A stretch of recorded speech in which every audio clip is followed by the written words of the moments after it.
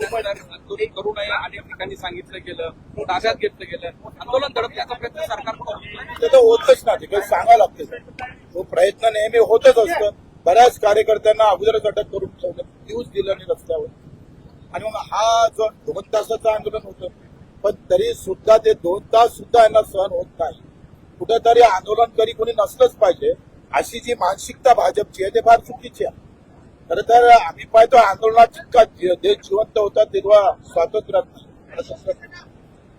आणि आता आंदोलनकारी संपले पाहिजे. तुमच्या आंदोलनाला एमआयएम असेल, मनसे असेल यांनी एक प्रकारे पाठिंबा दर्शवलेला आहे. येत्या काळामध्ये नवीन समीकरण पाहायला मिळू शकतात. आता राजकीय हा विषय इथे नसला पाहिजे. आम्ही राजकारणासाठी एक होत नाही, मुद्द्यासाठी एक होतो आहे.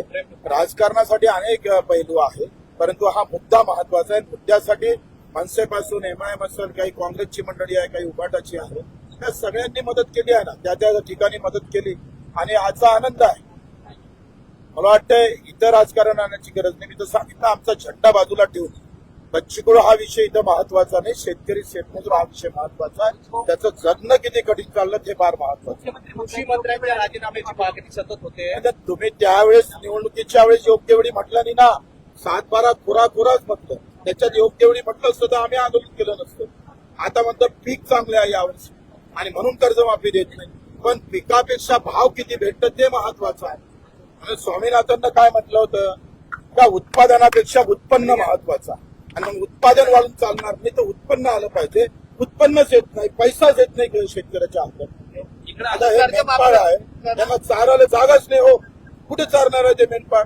कर्जमाफीसाठी काही डेडलाईन देणार का तुम्ही? कर्जमाफीसाठी सरकारला काही डेडलाईन देणार का? माझं तेच महत्वाचं आहे का कृषी मंत्र्याला वाचवासाठी जेवढे प्रयत्न करताय तेवढे शेतकऱ्याला वाचवासाठी प्रयत्न केले असते तर लोकांनी डोक्यावर घेतलं असतं तुम्हाला. बरं, त्याचा एकीकडे हा सगळे प्रश्न आहे आणि आमदार एक प्रकारचा माराच्या धमक्या देतात.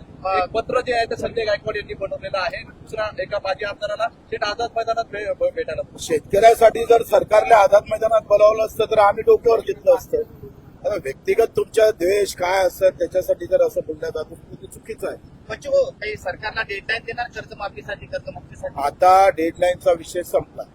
आम्ही कोणत्याही क्षणी कुठल्याही वेळी कुठल्याही तारखेला कधी मंत्रालयात बसू शकतो, कधी निघावं.